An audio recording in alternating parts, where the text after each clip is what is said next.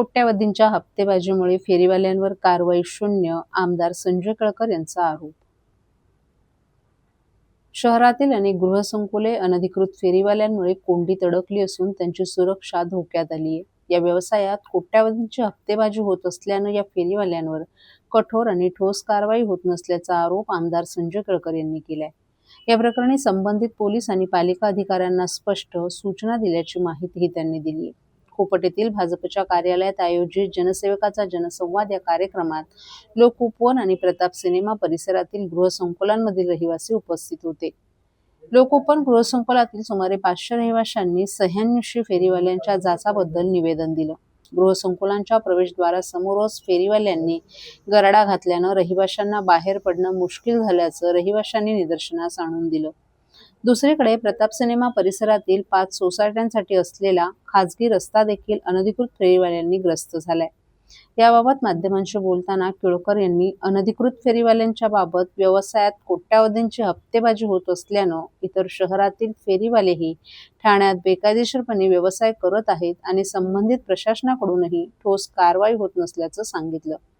या फेरीवाल्यांमुळे सामान्य नागरिकांची सुरक्षा धोक्यात आली आहे. भविष्यात गावदेवी अग्नितांडवाच्या पार्श्वभूमीवर कोणतीही दुर्घटना होऊ नये यासाठी पालिका, पोलीस आणि वाहतूक शाखा यांच्या संयुक्त विद्यमाने मोहीम घेऊन कायमस्वरूपी आणि ठोस कारवाई करण्याच्या सूचना केल्याची माहिती केळकर यांनी दिली आहे.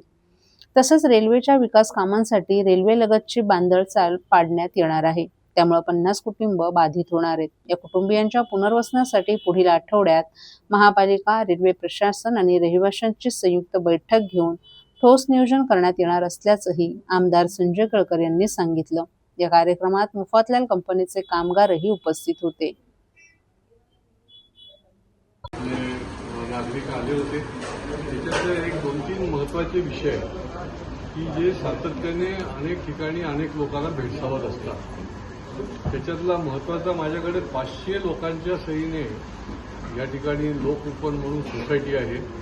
फार मोठी सोसायटी आहे आणि आजूबाजूला देखील भरपूर सोसायटी आहे. यांनी निवेदन दिलंय की आता आम्हाला गेटच्या बाहेर पडणं मुश्किल झालेलं आहे. एवढं त्या ठिकाणी हातगाड्या आणि फेरीवाले बसतात आणि त्याच्यामुळे आम्ही प्रत्यक्ष त्या अधिकाऱ्यांशी त्यांच्या समोरच माझी चर्चा झाली आणि त्यांना आम्ही ठोकून सांगितलेलं आहे की तुमच्याकडनं जमत नसेल तर मग आमची टीम घेऊन आम्हाला उतरायला लागेल आणि त्या ठिकाणी त्यांना हटवायला लागेल.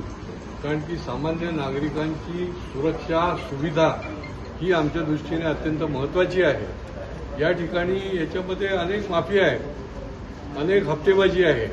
करोडो रुपयाची हप्तेबाजी या ठिकाणी या माध्यमातून चालते.